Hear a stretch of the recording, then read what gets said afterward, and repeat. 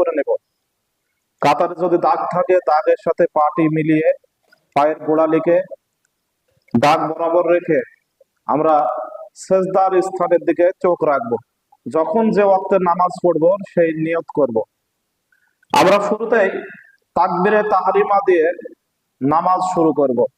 সকলে বলি আল্লাহু আকবার।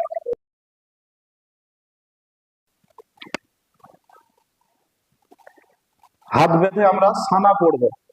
হাত যখন বাঁধলাম, হাত বাঁধার নিয়ম বলেছিলাম যে বাম হাতের কবজির উপরে ডান হাতের তালু ঠেকবে, এভাবে আমরা ছেড়ে দেব, নাভি বরাবর থাকবে। আমরা সানা পাঠ করব। সকলের সানা মুখস্থ আছে?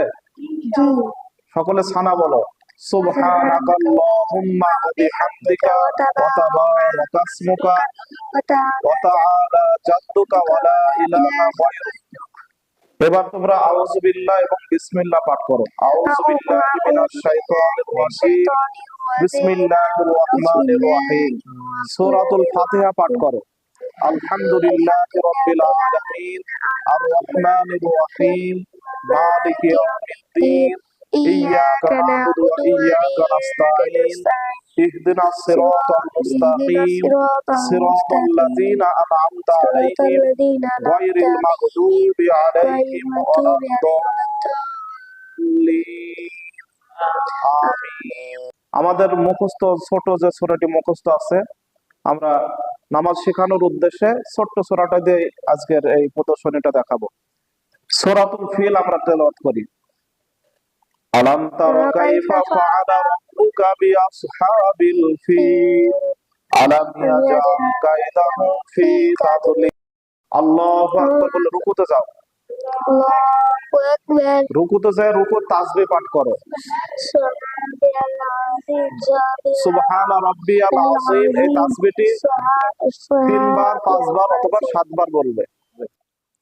এবার ওঠো, সামি আল্লাহু লিমান হামিদা, রব্বানা লাকাল হামদ। সিজদায় যাও। আল্লাহু আকবার। সাজদার তাসবিহ পাঠ করো। সুবহান রাব্বিয়াল আলা। আল্লাহু আকবার বলে বসে যাও। আল্লাহু আকবার। দুই সাজদার মাঝখানে দুইটা দোয়া আছে। একটা হলো রব্বিগফিরলি, রব্বিগফিরলি, এটি 2 বার পাঠ করবে। তা করো। আল্লাহু আকবার। সাজদার তাসবিহ পাঠ করো। রাব্বিল আলা, রাব্বিল আলা। আল্লাহু আকবার। এখন 1 রাকাত নামাজ শেষ হলো।